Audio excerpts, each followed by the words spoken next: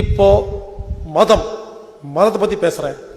நான் கேட்கிறேன், இந்துக்களுக்குன்னு உலகத்துல யாராவது பெரிய ஒரு ஆள் இருக்காங்களா? இந்துக்களின் தலைவர், அகில உலக இந்துக்களின் சங்கம் இருக்கா?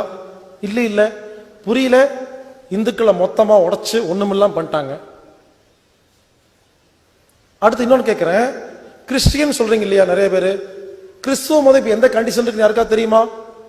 கிறிஸ்துவ மதம் கிறிஸ்டியன் கண்ட்ரோல்லையே இல்லை, இவங்க பிடிச்சிட்டாங்க. 1890 வாட்டிகன்ல, ரோம்ல, இத்தாலியில 6ஆம் பயஸ்னு ஒருத்தர் போப்பா இருந்தார். அப்பத்தான் இவங்க என்ன பண்ணாங்க, ராணுவத்தை கொண்டு போய் அவரை துரத்தி விட்டுட்டு 1890 இருந்து இன்னைக்கு வரைக்கும் இந்த இலுமினாட்டிகள் வச்ச வேலைக்கார ஆள் தான் போப். ஒண்ணு இல்லைங்க, போப்பை யாராவது போய் பார்க்கணும்னா அவர் காலில் முத்தம் கொடுத்தா மட்டும்தான் பார்க்க முடியும். இதான் ரூல்ஸ். இந்த 6000 பேர்த்த சேர்ந்தவங்க போனாங்கன்னா போப்பு அவரு காலில் முத்தம் கொடுப்பாரு. எங்கேயாவது எந்த டிவிலையாவது எந்த பேப்பர்லயாவது கிறிஸ்துவ மதத்தை பத்தி தப்பா பேசி யாராவது பார்த்திருக்கீங்களா? ஏன்னு புரியல. ஏன்னா மொத்த மதத்தை அங்க பிடிச்சிட்டாங்க.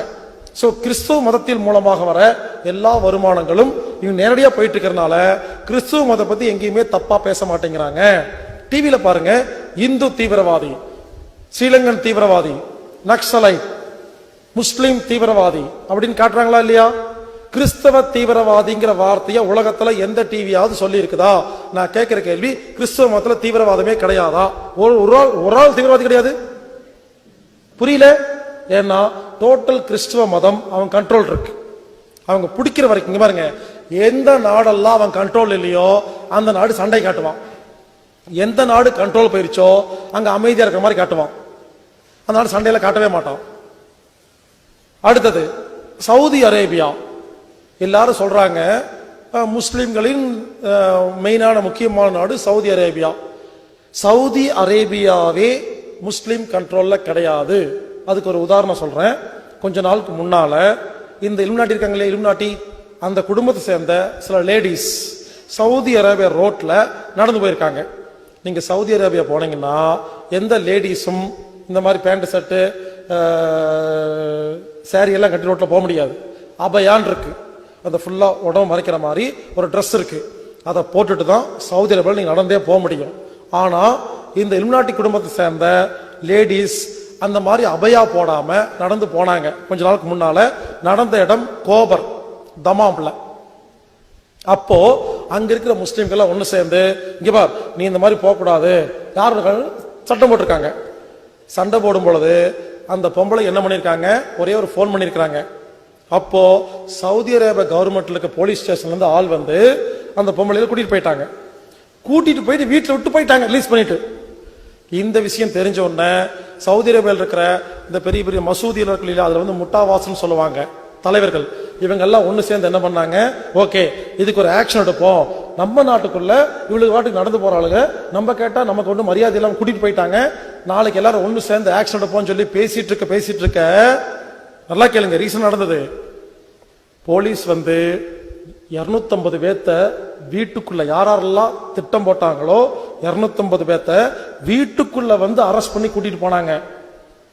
எல்லாத்தையும் ஜெயில வச்சு எரிச்சு கொண்டாங்க. சவுதி அரேபியால ஒரு முஸ்லிம் 250 முஸ்லிம் தலைவர்களை ஜெயில வச்சு எரிச்சு கொண்டிருக்காங்க இலுமினாட்டிகள்.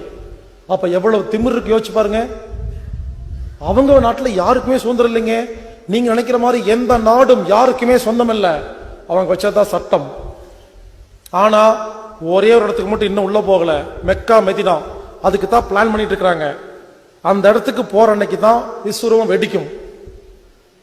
அந்த இடத்த கைப்பற்றக்கு தான் ட்ரை பண்ணிட்டு இருக்காங்க. அதை மட்டும் பிடிச்சிட்டாங்கன்னா, ஏன் தெரியுமா எல்லா டிவிலையும் முஸ்லீம் தீவிரவாதி வரை காட்டுறாங்க இல்லையா? விஸ்வரூபம் படம் வந்துச்சா இல்லையா? கமலஹாசன் நடிச்ச படம், அதுல முஸ்லீம்ல தீவிரவாதி மாதிரி காட்டினாங்களா இல்லையா? அப்படின்னு கிடையாதுங்க. என்ன பொறுத்த வரைக்கும் முஸ்லீம் தீவிரவாதிகளே கிடையாதுங்க. ஏன் திரும்ப திரும்ப பேசிட்டு இருக்கிறாங்கன்னா, இந்து மதத்தை ஒண்ணுமில்லாம் பண்ணியாச்சு, கிறிஸ்துவ மதத்தை மேல போய் பிடிச்சாச்சு. இந்த முஸ்லீம் மதம் ஒண்ணுதான் இன்னும் பிடிக்காம இருக்காங்க. அதை பிடிக்கிறதுக்காக தான் எல்லா டிவிலையும் எல்லா பேப்பர்லயும் முஸ்லீம்களை பத்தி தப்பா பேசிட்டு இருக்கிறாங்க. எப்போ மெக்கா மெதினாவை இலுமினாட்டிகள் மொத்தமா கண்ட்ரோல் கொண்டு வராங்களோ அதுக்கப்புறம் எந்த டிவிலையும் முஸ்லீம்களை பத்தி தப்பா பேச மாட்டாங்க. நான் கடைசியா என்ன சொல்ல வரேன்னா, நாமெல்லாம் ஓப்பனா சொல்ல போனா நாமெல்லாம் அறிவில்லாம ஒவ்வொரு மதமும் மாத்தி மாத்தி சண்டை போடுறோம் இல்லையா, அதாங்க முட்டாள்தனம். நமக்குள்ள சண்டை போட்டு எவனோ ஒருத்தன் எல்லாத்தையும் அடிச்சுட்டு போயிட்டு இருக்கிறான். தயவு செய்து புரிஞ்சுக்குங்க. முதல்ல தயவு செய்து எந்த ஒரு மதமும் இன்னொரு மதத்தை பத்தி தப்பா பேசாதீங்க. உங்க மதமே ஒழுங்கா இல்ல, அடுத்த மதம் எதுக்கு பேசுறீங்க? இந்துக்கள் ஒரு இந்துக்கள் அமைப்பே இல்ல உலகத்துல. நீங்க மத்த மதத்தை பத்தி பேச டைம் ஏன் வேஸ்ட் பண்றீங்க? எப்ப பார்த்தாலும் யூடியூப் வெப்சைட்ல மத்த மதத்தை பத்தி தப்பா பேசுறதா முழு நேர வேலை. அவங்க மதமே இல்ல, அவங்க கண்ட்ரோல்லே இல்ல, நாடு கண்ட்ரோல் இல்ல, பேங்க் இல்ல, ஒரு மனம் எதுவுமே இல்ல. எவனோ ஒருத்தர் அடிச்சுட்டு போறான். நம்ம உலகத்தில் உள்ள எல்லா மதத்தின் எல்லா நாட்டின் மொத்த எதிரி இலுமினாட்டி. இங்க பாருங்க, இதுவரைக்கும் இப்ப நான் பேசின பத்தியா கொஞ்சம் அரை மணி நேரம், இந்த மாதிரி உலகத்துல யாருமே பேசினதே இல்லைங்க. இந்த சப்ஜெக்ட் நேரடியா எடுத்து இதுவரைக்கும் உலகத்துல எந்த நாட்டிலையும் எந்த ஒரு ஆளும் இவ்வளவு தெளிவா